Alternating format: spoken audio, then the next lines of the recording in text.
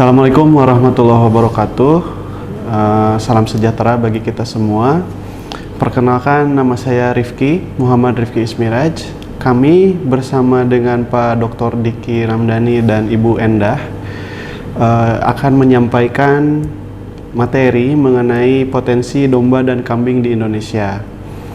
Nah, materi ini kami susun untuk Bapak Ibu sekalian, para peserta pelatihan yang mungkin bisa dijadikan sebagai salah satu inspirasi begitu. Bagaimana potensi domba dan kambing di Indonesia itu begitu besar begitu. Mari kita masuk ke pendahuluan terlebih dahulu, bahwa domba dan kambing berkontribusi penting dalam pemenuhan gizi masyarakat. Jadi domba dan kambing itu menjadi salah satu sumber protein hewani yang bisa menjadi penting akibat dari harganya yang relatif lebih murah dibandingkan dengan sapi, tapi secara kadar protein, kandungan nutrisi dalam per gram dagingnya begitu itu lebih kaya dibanding dengan sumber protein nabati begitu. Kemudian keunggulan kambing juga atau domba itu juga merupakan usaha peternakan rakyat yang bisa dilakukan secara tidak dalam skala yang besar begitu. Jadi ketika kita memiliki modal yang apa adanya begitu, itu sudah bisa dilakukan produksi ternak domba dan kambing. Kemudian keunggulan domba dan kambing yang lain adalah bahwa populasinya itu tersebar di seluruh Indonesia. Jadi ketika kita menginginkan misalnya untuk mengembangkan domba dan kambing di luar Jawa Barat begitu, meskipun memang Jawa Barat terkenal sebagai sentra domba misalnya, tapi populasi domba atau kambing itu ada di bahkan luar Pulau Jawa sekalipun, sehingga pengembangannya itu menjadi lebih mudah. Nah, hal ini berkaitan dengan daya adaptasi domba dan kambing terhadap iklim dan lingkungan yang memang cukup ekstrim begitu. Jadi daya adaptasinya itu lebih baik dibandingkan dengan komoditas yang lain. Kemudian keunggulan lain adalah bahwa domba dan kambing ini memiliki prospek ekonomis yang baik. Jika kita berbicara perbandingan begitu dengan komoditas yang lain, mungkin misalnya dengan ayam broiler itu ayam broiler akan bisa menguntungkan jika populasi produksinya itu tinggi. Misalnya 20.000 atau 30.000 ekor begitu. Itu baru bisa menguntungkan. Kalau misalnya ayam broiler dipelihara dengan populasi yang rendah, itu kemungkinan besar akan sulit untuk bersaing dalam harga begitu ya. Nah, kalau berbeda dengan domba atau kambing begitu. Jadi populasi kecil pun domba atau kambing itu bisa menjadi buffer begitu ya, cadangan atau tabungan secara ekonomis begitu untuk dijual di masa yang akan datang begitu. Kemudian juga jika dibandingkan misalnya dengan komoditas lain seperti sapi perah atau sapi potong begitu, domba dan kambing memiliki likuiditas nilai yang lebih liquid begitu, lebih cair, sehingga ketika kita membutuhkan pemasukan atau uang, itu bisa dengan lebih cepat terjual dibandingkan dengan sapi begitu. Itu mungkin salah satu keunggulan lain dari komoditas domba dan kambing. Dan domba dan kambing itu bisa menjadi salah satu komoditas yang dapat memenuhi konsumsi dalam negeri dan bahkan bisa kita ekspor begitu, jika memang kualitas dagingnya itu baik begitu ya. Apabila kita memiliki inovasi dalam pakan misalnya, sehingga kadar kolesterolnya itu menjadi lebih rendah atau kadar lemak dagingnya itu menjadi lebih rendah, maka kita juga bisa menawarkan hal tersebut sebagai added value untuk pemasaran daging domba atau kambing yang kita miliki begitu. Itu secara umum mengenai potensi bagi domba dan kambing di Indonesia begitu. Baik, kemudian di slide ini saya menampilkan data mengenai populasi domba dan kambing di Indonesia. Jadi seperti yang bisa kita lihat, sejak 2010 itu terjadi peningkatan yang signifikan begitu hingga tahun 2018. Kita bisa melihat bahwa populasi ternak kambing itu pada 2010 ada 16 juta ekor, hingga tahun 2018 itu ada 18 juta ekor. Sedangkan untuk populasi ternak domba itu pada tahun 2010 ada 10 juta ekor, hingga 2018 ada 17 juta ekor. Meskipun di sana terjadi penurunan di tahun 2016. Nah, mungkin peningkatan populasi ini juga berkaitan dengan adanya peningkatan kesadaran masyarakat bahwa domba dan kambing itu jika diternakan akan memiliki banyak keuntungan begitu, baik itu secara ekonomis maupun non ekonomis begitu ya. Nah, sedangkan dari buku statistika PKH yang disusun oleh BPS begitu, ini juga terjadi peningkatan di tahun 2018 hingga 2022. Nah, peningkatannya juga cukup tinggi, sekitar 1 juta ekor dalam sekitar 5 tahun ya. Dalam sekitar 5 tahun ada 1 juta ekor peningkatan, sehingga bisa kita bayangkan di tahun 2023 mungkin juga sudah terjadi peningkatan begitu mengenai populasi domba dan kambing di Indonesia. Sedangkan untuk daging begitu, daging itu menurut buku statistik PKH tahun 2018 juga terjadi peningkatan dari 2010 hingga 2018 begitu. Meskipun di tahun 2017 sesuai grafik ini bisa kita lihat bahwa ada penurunan begitu sedikit. Tapi secara umum ini kalau kita tarik garis lurusnya akan cenderung meningkat begitu ya. Dan ini merupakan gambar produksi daging kambing dan domba begitu di tahun 2018 hingga 2022 yang bisa mencapai 63.000 ton dalam 1 tahun begitu. Ini menurut saya cukup tinggi begitu ya produksinya. Kemudian di slide ini saya akan menjelaskan mengenai gambaran umum usaha peternakan domba dan kambing di Indonesia. Jadi disingkat jadi dombing begitu ya, domba dan kambing biasanya kita singkat menjadi dombing. Bahwa yang pertama adalah struktur usaha itu biasanya dilakukan oleh peternak dengan skala rumah tangga. Maksudnya adalah populasinya tidak terlalu besar, mulai dari 4 hingga 6 atau 10 ekor saja. 95%-nya produksi domba dan kambing itu masih dinominasi oleh kepemilikan ternak di 4 sampai 6 ekor atau sampai 10 ekor begitu. Nah, oleh karenanya domba dan kambing ini juga dijadikan sebagai tabungan begitu ya Bapak Ibu ya, tabungan bagi rumah tangga tersebut yang memang melakukan aktivitas beternak domba dan kambing itu begitu. Dan pemenuhan kebutuhan produk daging domba dan kambing dapat dipenuhi dari wilayah sendiri oleh karena adanya pemeliharaan yang berada dalam skala rumah tangga ini gitu. Jadi tidak industri begitu kebanyakan. Meskipun di beberapa tempat memang sudah ada industri. Jadi pemenuhan kebutuhan protein hewani itu bisa dicapai dengan dengan produksi sendiri begitu. Kemudian gambaran lain adalah infrastruktur dan struktur pasar domba dan kambing cenderung tidak berkembang. Nah, ini merupakan salah satu tantangan bagi kita semua yang misalnya memang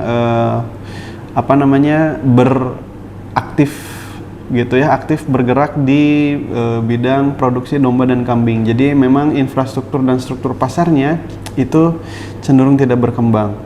Jadi yang kami maksudkan di sini adalah bahwa ketika ingin menjual kambing itu tidak ada pasar yang tidak semua daerah gitu ya memiliki pasar hewan atau pasar ternak begitu, sehingga biasanya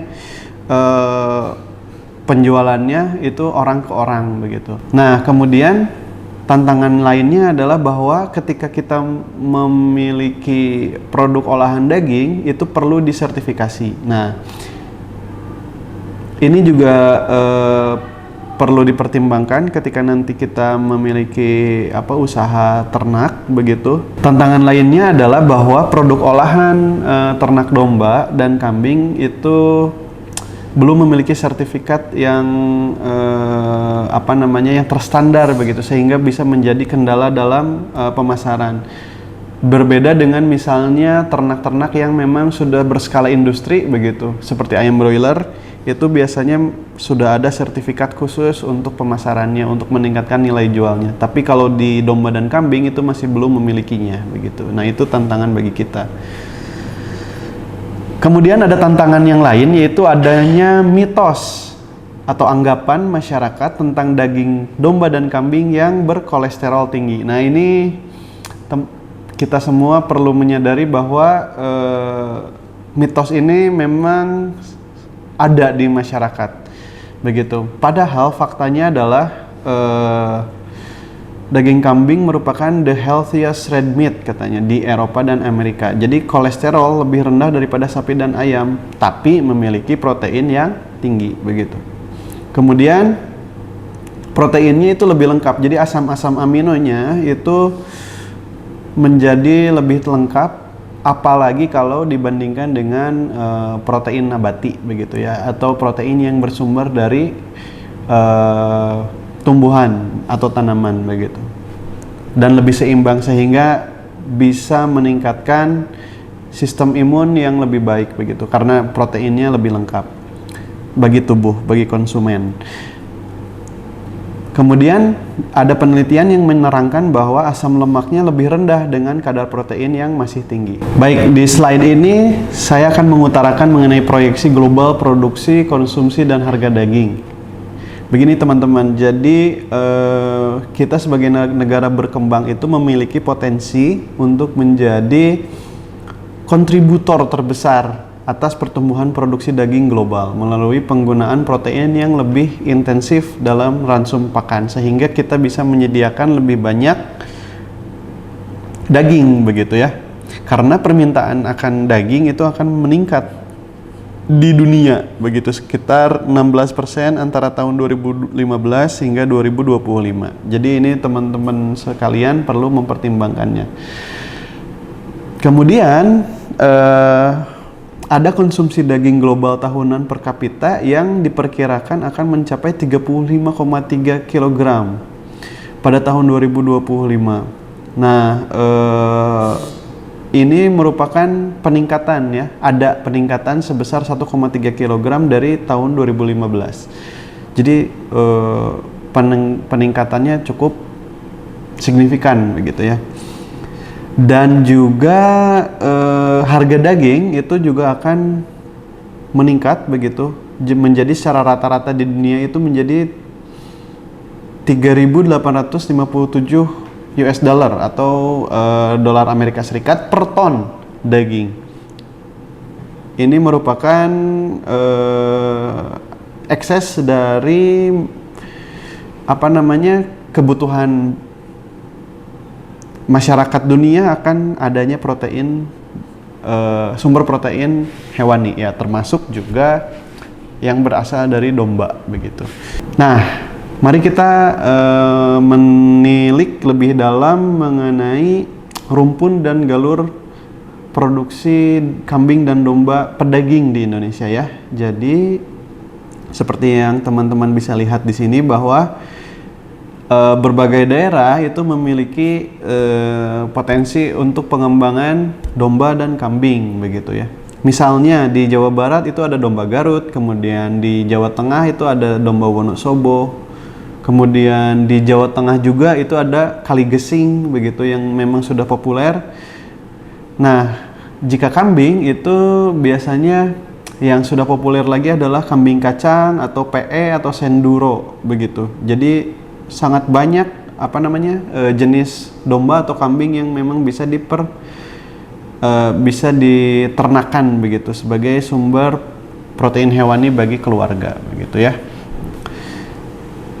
Nah, bagaimana strateginya untuk mengembangkan domba dan kambing? Yang pertama itu adalah kita semua harus mengoptimalkan kelahiran dan produktivitas. Begitu. Jadi seperti yang bisa dilihat di slide ini bahwa aksi pertama itu yang harus direncanakan adalah populasinya dulu harus meningkat begitu ya. Dengan cara apa? Pemanfaatan teknologi inseminasi buatan, kemudian penyebaran ternak produktif, kemudian pengembangan dan pembuatan sentra produksi yang baru, kemudian penyediaan lahan dan pakan yang lebih berkualitas lagi, dan penanganan gangguan reproduksi dan kesehatan hewan. Ini perlu direncanakan dengan baik. Kemudian aksi kedua baru kita masuk ke produktivitas begitu ya. Jadi bukan hanya populasinya yang meningkat, tapi juga produktivitasnya harus meningkat. Misalnya dengan penguatan tata laksana budidaya, kemudian penyediaan pakan yang lebih berkualitas, misalnya penggunaan rumput dengan protein yang lebih baik, kemudian konsentrat begitu ya, dan pemberiannya yang disuplementasi oleh bahan herbal tertentu misalnya gitu untuk meningkatkan ketahanan terhadap penyakitnya begitu. Kemudian strategi yang kedua adalah peningkatan konsumsi juga. Kita harus mencoba untuk mendrive pasar kita untuk lebih meningkat lagi konsumsinya begitu ya. Aksinya yaitu pasar yang harus berkembang, jadi kita harus memasarkan ke lebih lebar lagi pasarnya. Kemudian kita harus melakukan pameran dan promosi secara intens lagi begitu. Jika ada pameran ternak gitu kita ikut begitu. Kontes ternak misalnya kita ikut. Kemudian kita harus mempromosikan juga. Sekarang lebih mudah dengan adanya sosial media begitu ya promosinya. Jadi untuk meningkatkan konsumsi bisa ditingkatkan pula promosinya begitu. Kemudian juga kita memerlukan pengembangan komunikasi dan edukasi serta informasi atau KEI begitu. Dan kita juga perlu menganalisis permintaan pasar. Pasar tuh inginnya daging kambing atau daging domba yang seperti apa sih begitu, atau susu kambing seperti apa sih yang lebih di-prefer oleh masyarakat begitu, oleh pasar kita.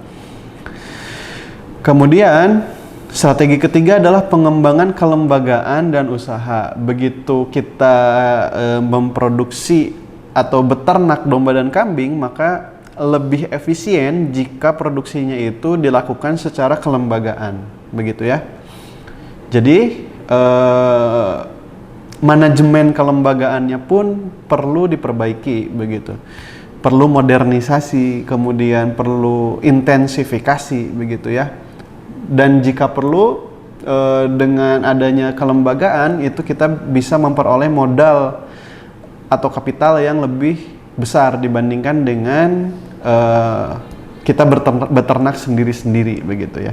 Lalu strategi keempat adalah peningkatan daya saing dan ekspor. Jadi bagaimana caranya untuk meningkatkan daya saing dan ekspor? Yang pertama itu tentu saja kita perlu menganalisis supply chain ya, atau tata niaganya. Nah, tata niaga ini perlu riset Bapak Ibu sekalian ya. Jadi kita perlu belajar dari negara-negara lain di dunia bagaimana caranya untuk bisa mengekspor begitu. Dan sebetulnya menganalisis pasar juga sih. Jadi apa yang diinginkan oleh negara lain untuk terhadap daging kambing yang kita produksi, apakah misalnya perlemakannya yang lebih banyak, atau misalnya marblingnya yang lebih bagus begitu, atau misalnya umur panennya yang lebih muda misalnya begitu, atau misalnya ada treatment atau perlakuan tertentu di dalam pemberian pakannya yang menjadi spesifikasi penjualannya begitu. Itu perlu kita juga jajaki begitu strateginya. Kemudian strategi yang kelima adalah pengembangan sistem logistik. Ini maksudnya adalah rantai pasok ya Bapak Ibu sekalian. Jadi bagaimana kita merencanakan permodalan itu dialokasikan dengan tepat begitu. Jangan sampai semuanya difokuskan ke sektor produksi, sehingga untuk pemasaran itu tidak ada modal yang kita keluarkan, sehingga kita tidak bisa melakukan pemasaran begitu. Sayang sekali itu Bapak Ibu. Kemudian misalnya juga lalu lintas dan transportasinya. Bagaimana cara kita mengirim daging atau ternak domba yang misalnya kita memang ingin pasarkan begitu. Itu juga perlu kita pikirkan. Strategi yang keenam adalah pengembangan dan penelitian. Nah, ini merupakan saya pikir ini ranahnya lembaga penelitian seperti universitas, kemudian lembaga-lembaga penelitian lain seperti LIPI begitu ya, atau BRIN, atas adanya inovasi terhadap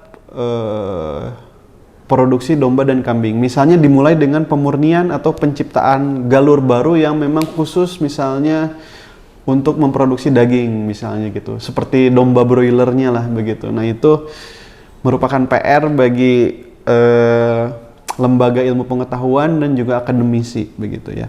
Kemudian juga perlu riset atau penelitian mengenai pasar ekspor begitu. Apa yang diperlukan oleh pasar di luar negeri terhadap produk daging dan domba kita begitu ya.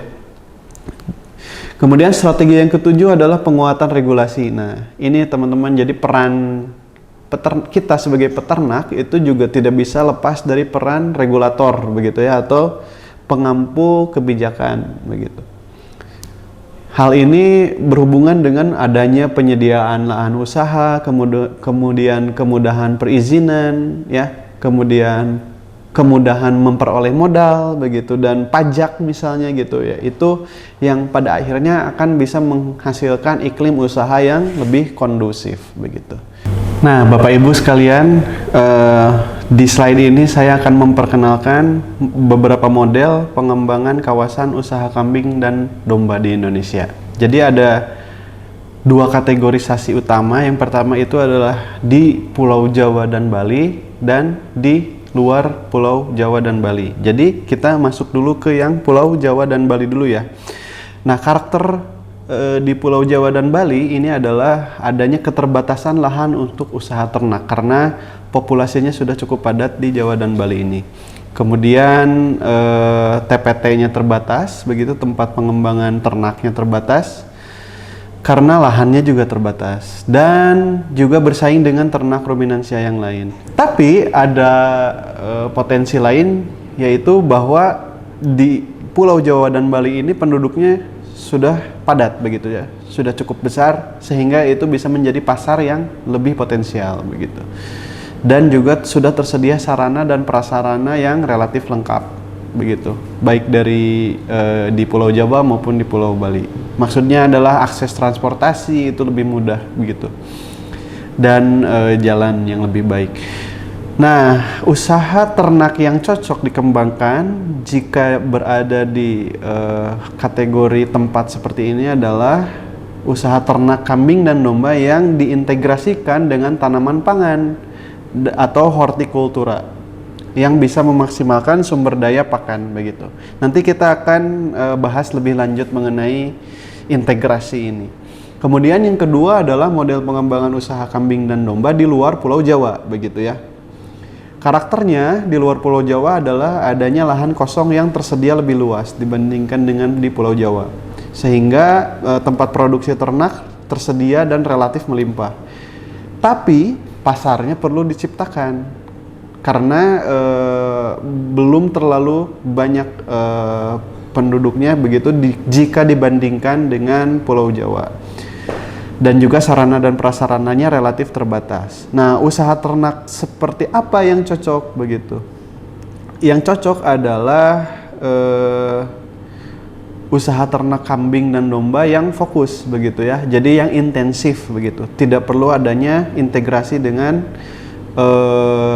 hortikultura lain atau tanaman pangan begitu. Tapi juga usaha yang memerlukan promosi dan penciptaan pasar begitu. Itu harus ada breakthrough gitu ya, harus ada inovasi sehingga penjualannya itu bisa bersaing dengan yang ada di Pulau Jawa. Meskipun begitu juga jika ada teman-teman dari luar Pulau Jawa yang menginginkan untuk mengintegrasikan usaha ternak domba dengan tanaman pangan atau perkebunan juga dipersilahkan sih, tidak ada masalah begitu ya.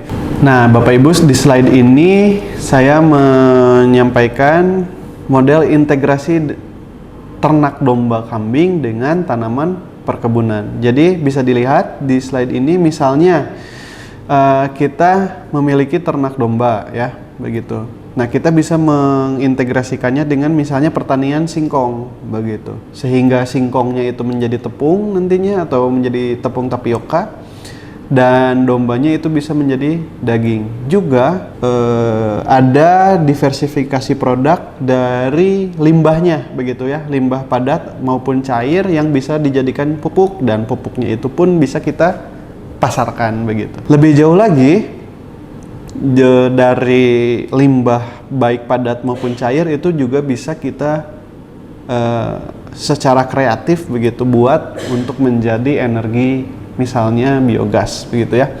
Nah, ini merupakan model integrasi yang memang lebih efisien dan juga lebih ramah lingkungan begitu. Jadi jika teman-teman sekalian sudah mulai berpikir mengenai ramah lingkungan, maka model seperti inilah yang terintegrasi, yang memiliki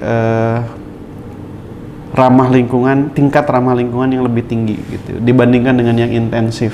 Nah, Bapak Ibu sekalian, yang saya sampaikan di slide ini merupakan produk-produk begitu ya yang bisa kita dapatkan dari industri kambing atau domba atau peternakan kambing atau domba. Yang pertama itu ada kulit atau bulunya begitu yang bisa masuk ke industri tas, jaket, sepatu ataupun kerupuk kulit begitu. Kemudian ada tulangnya yang bisa dijadikan bahan baku untuk pembuatan gelatin dan juga kerajinan. Juga misalnya dibuat tepung tulang untuk misalnya pakan ternak begitu ya. Kemudian dagingnya gitu, ada yang bisa dijual daging segar ataupun daging beku dan juga daging olahan. Nah, daging olahan ini misalnya nugget, sosis, kornet begitu ya. Kita bisa buat dari daging domba juga gitu. Kemudian jeroannya itu bisa kita gunakan sebagai jeroan olahan begitu maupun untuk dijadikan pakan untuk ternak begitu ya. Bisa dijadikan sebagai salah satu bahan pakan. Kemudian jika kambingnya itu kambing perah, maka akan dihasilkan susu ya, susu segar. Nah, itu juga bisa kita jual langsung atau bisa kita olah dulu begitu ya menjadi keju, susu bubuk, yogurt, dadih, kefir, permen susu atau karamel begitu ya. Dan juga ice cream dan butter. Itu bisa meningkatkan nilai tambah dari produk susu kambing yang kita punya. Kemudian misalnya juga kita lakukan pemisahan lemak susu dengan susunya atau protein susu dari susu segar yang tadi kita dapatkan dari susu kambing. Itu juga bisa menjadi salah satu produk begitu ya. Jadi untuk lemak misalnya dari daging domba atau daging kambing atau susu kambing begitu, itu bisa dilakukan shortening sehingga bisa menjadi bahan baku bagi pengolah begitu ya, industri pengolah lemak begitu. Kemudian limbah atau feses atau urinnya itu bisa kita jadikan sebagai pupuk kandang, baik itu yang padat maupun yang cair begitu ya, pupuk organik padat atau cair yang bisa kita pasarkan. Juga bisa kita jadikan sebagai sumber energi menggunakan atau melalui metode pembuatan biogas. Nah, Bapak Ibu sekalian, di slide ini saya akan memberikan potensi peluang pasar ekspor ternak domba. Jadi beberapa negara itu memang sudah secara eksplisit meminta begitu ya, mengumumkan bahwa negara tersebut ingin mengimpor produk dari domba dan kambing dari negara lain begitu, misalnya dari Malaysia, Uni Emirat Arab, Kuwait, Saudi Arabia, Brunei Darussalam, dan juga Singapura. Khusus untuk negara-negara Timur Tengah, begitu, mereka lebih tertarik kepada domba potong atau atau daging domba, begitu ya. Jadi yang baik itu yang segar maupun yang sudah diolah, begitu. Nah, kita bisa jajaki nih negara yang lain butuhnya apa, sehingga bisa kita sediakan dan kita melakukan ekspor, begitu. Berbasis dari domba dan kambing yang kita ternak, begitu ya. Ini sangat besar peluangnya karena apalagi di zaman sekarang sudah globalisasi. Jadi ibu bapak sekalian bisa belajar dari misalnya pengusaha-pengusaha besar lainnya menggunakan yang bergerak, begitu ya, di bidang ekspor, gitu ya, yang menjadi eksportir produk-produk non peternakan lain. Nah, ini juga bisa bisa diaplikasikan juga ke produk-produk peternakan, gitu. Nah, tapi ekspor ini juga ada kendalanya memang. Yang pertama itu adanya harmonisasi persyaratan kesehatan hewan. Jadi kita perlu mengacu kepada standar-standar internasional mengenai persyaratan kesehatan hewan. Jadi kita harus memenuhi itu, gitu. Jadi kalau misalnya kita tidak memenuhi, negara lain tidak mau membeli dari kita. Kemudian kita juga harus bisa menjamin keberlanjutan pasokan barang ini. Jadi skalanya memang harus sudah berlanjut, begitu ya. Jadi sudah sustainable sehingga kita bisa menjamin adanya keberlanjutan pasokan barang. Kemudian adanya kendala di infrastruktur transportasi atau logistik. Ini terkait dengan harga transportasi ya, biaya transportasi yang cenderung mahal, begitu, dibandingkan dengan komoditas ekspor lainnya, begitu. Karena kalau misalnya kita mau mengekspor ternak sehat, begitu, ternak hidup, gitu ya, maka kita harus menyediakan alat transportasi khusus misalnya, gitu. Kecuali kalau kita mengekspornya adalah produk yang beku, begitu. Itu relatif lebih tidak membutuhkan alat transportasi yang rumit, begitu. Kemudian jika kita belum punya produk yang memiliki nilai tambah, nah ini biasanya sulit untuk diekspor, begitu. Jadi barang untuk ekspor itu harus yang sudah memiliki nilai tambah, added value tadi ya. Misalnya sudah setengah jadi atau sudah jadi, gitu, sehingga nilai tambahnya itu relatif besar, gitu. Kemudian kita juga perlu adanya standar ya, atau grading produk. Jadi domba kita itu harus sudah bisa dikategorikan apakah domba atau produk daging ini adalah baik atau kurang baik, atau grade A, grade B, grade C. Nah, itu untuk bisa diekspor harus memenuhi syarat-syarat itu, gitu ya. Kemudian efisiensi biaya produksi. Jika mau ekspor ya kita harus bisa perang harga, gitu intinya, dengan sedunia berarti ya, karena ekspor itu saingannya adalah dunia, maka kita harus bisa lebih efisien untuk produksinya. Dan juga kendala terakhir bagi komoditas peternakan adalah bahwa produknya adalah perishable atau mudah rusak, sehingga kita memerlukan bagaimana strategi, begitu, bagaimana caranya untuk menjamin kualitasnya tetap baik ketika sudah sampai nanti di tangan konsumen yang diekspor, gitu ya. Itu yang perlu kita pikirkan sebelum kita bisa mengekspor produk peternakan kita. Sekian Bapak Ibu, semacam sharing dari kami, begitu. Semoga bisa menginspirasi Bapak Ibu sekalian untuk tetap beternak domba atau kambing atau juga ruminansia lain yang memang memiliki potensi besar, begitu, untuk dikembangkan, baik itu digunakan di Indonesia maupun diekspor, begitu. Terima kasih banyak atas perhatiannya. Mohon maaf jika terdapat kesalahan dan kata-kata yang kurang diperkenankan di hati Bapak Ibu sekalian. Saya ucapkan wassalamualaikum warahmatullahi wabarakatuh. Terima kasih.